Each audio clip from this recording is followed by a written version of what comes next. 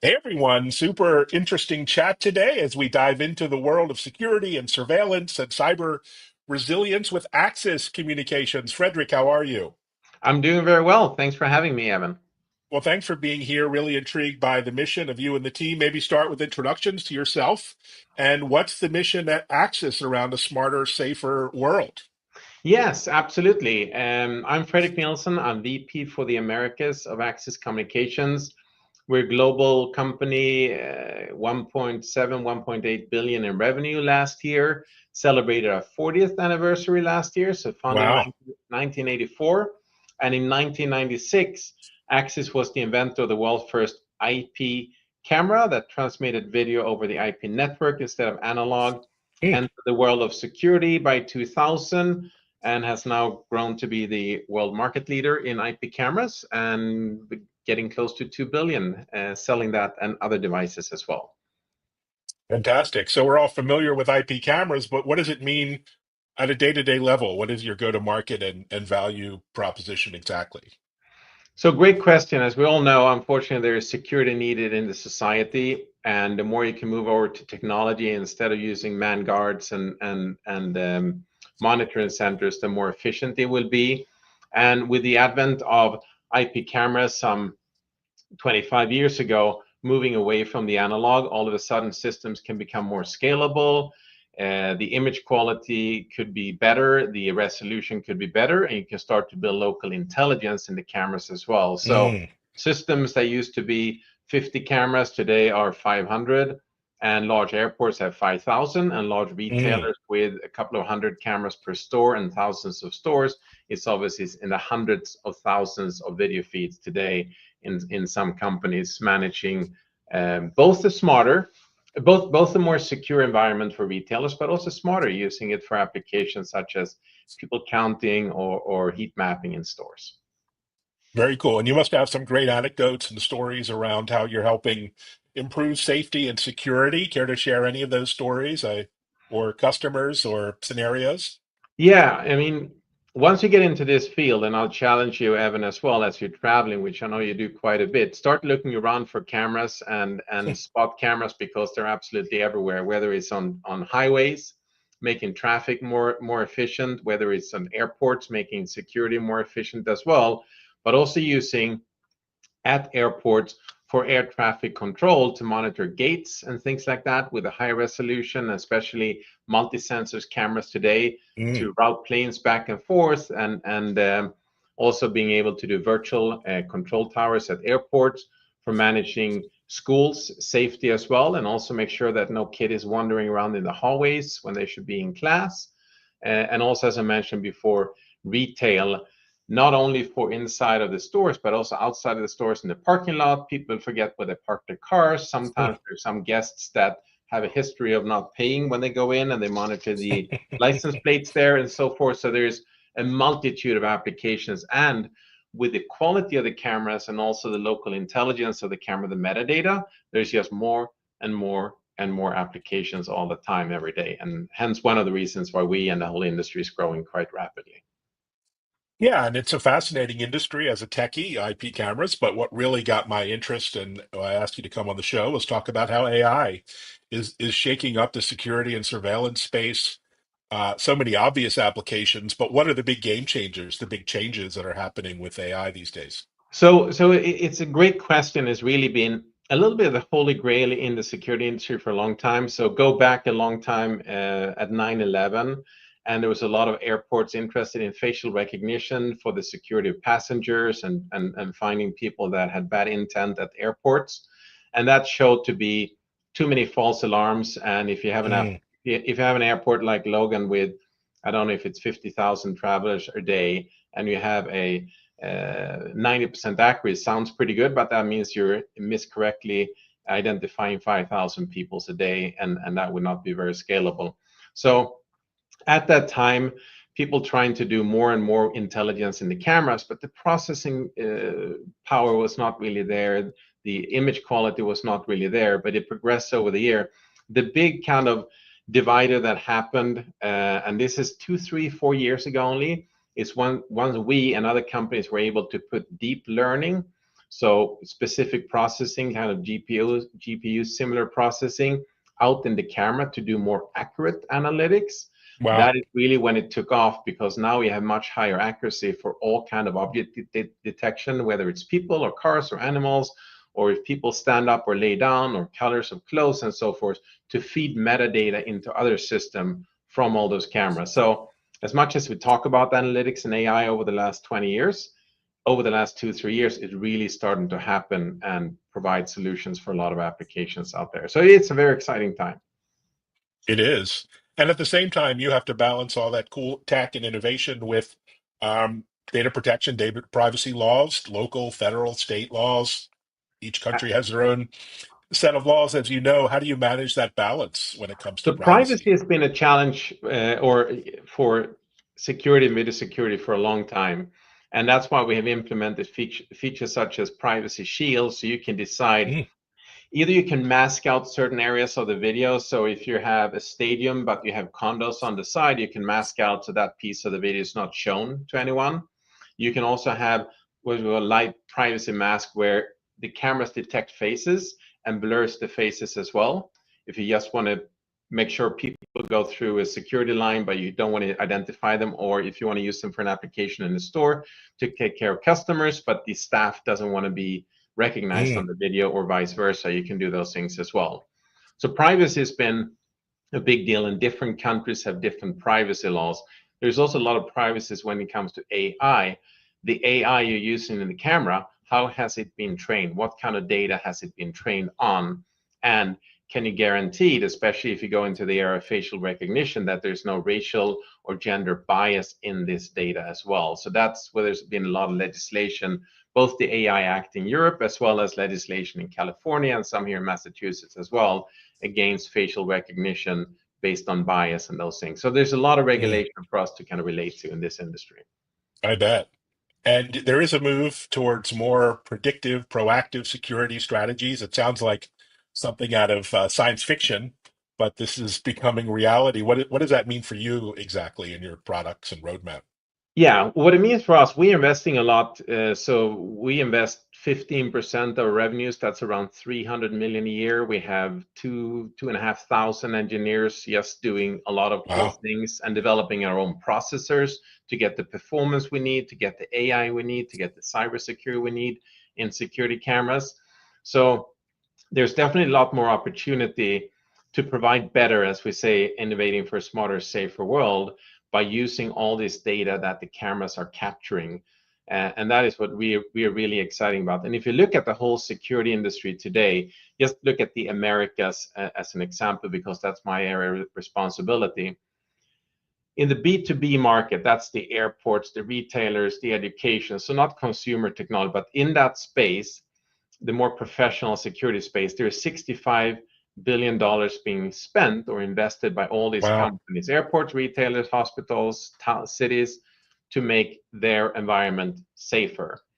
80% of that spend goes towards manual labor. That's guards, that's Mm, monitoring, that's installation, that's maintenance, because of the complexity of the system, and also a history of not having all the capabilities we have today. If you look at most other industries, and you know the other industry much better, Evan, typically more than half of the spend goes into technology. So we have a long way to go to catch up in the security space, and that's what makes us excited, the opportunity to grow, but also provide more benefits to our customers by the means of the AI and the metadata and everything you can use the video captured by the cameras for.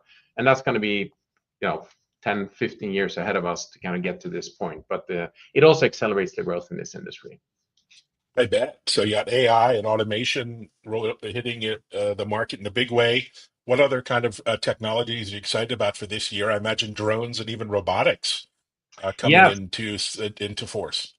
they're definitely coming into force, drones. And the interesting thing with drones, they can definitely help out, and there is integration of drones into video security systems, but they're also a threat to a lot of places, whether it's airports or large property companies or government facilities or utilities. So we're working with a lot of companies that are using different drone detection technologies that we connect to the APIs of our pan-tilt zoom cameras that can move around and track and find Mm, those drones and see if they're friendly or unfriendly drones as well. mm. So it's both a great complementary technology, but also a threat to some of those security installs. The other Fantastic. thing the other thing that's actually a nice add-on as well is um, in the area of law enforcement, it's become not mandated, but more and more popular for the officers to wear body-worn cameras for Mm. their own protections and also to do recordings of what happens and use those for evidence and for reports and so forth. And we started to do those cameras a couple of years ago. The interesting thing, we see a lot of applications outside of law enforcement, meaning retailers who want to improve customer service, cruise ships, healthcare, and Mm. also the conductors on trains, because sometimes some customers might not be as friendly as they should be, just as a proof and a part of their own security and also improve customer experience. So that's yet another device that is kind of coming into the whole realm of video security and security in general, That's more and more. wonderful. Yeah, policing is a fantastic area. There was such a big debate about body cameras, and now it seems that everyone realizes the benefits for the public as well as the officers. Yeah, And I spend hours looking at body camera footage. It's amazing to see what these first responders deal with and their job and how hard it is. yeah, So so much I, respect what they're doing. And it's interesting as well. I talked about conductors on trains, which we're working mm, with one of those customers, where the initial reaction from the conductors was, we don't want to have those and being surveilled all the time. It's mm, uncomfortable. What value is it from us? And then moving over to their union requiring them to have it because of their own safety and showing that they did everything right. It was the customer who started to argue, and they really try their best in the situation. And I think the same goes for the law enforcement officer and working with correctional facilities, yes, so they can show that really try their best and do what was right, and here is all the evidence for that. mm, wonderful. Um, But yet, when you look at organizations, I talk and deal with large enterprises.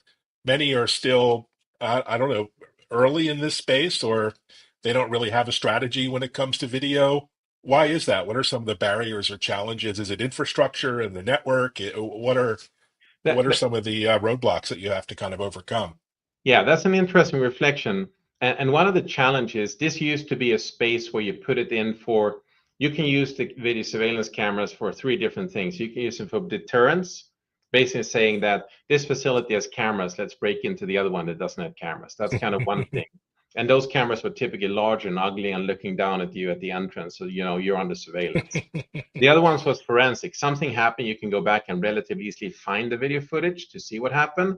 And the other one is more, as you mentioned before, more proactive surveillance security, where you use analytics and metadata and warn that someone is on the way to break in. So please play an pre-recorded clip on an audio speaker next by and say, hey, this area is under surveillance, please go somewhere else. Then you kind of maximize the use of it.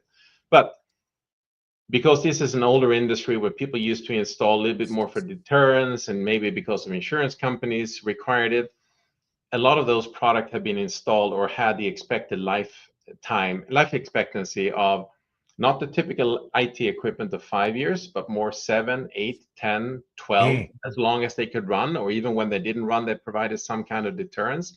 And as technology is developing very, very quickly now, it's important to kind of shift over to the latest technology that has the built-in deep learning processing that can do all this AI.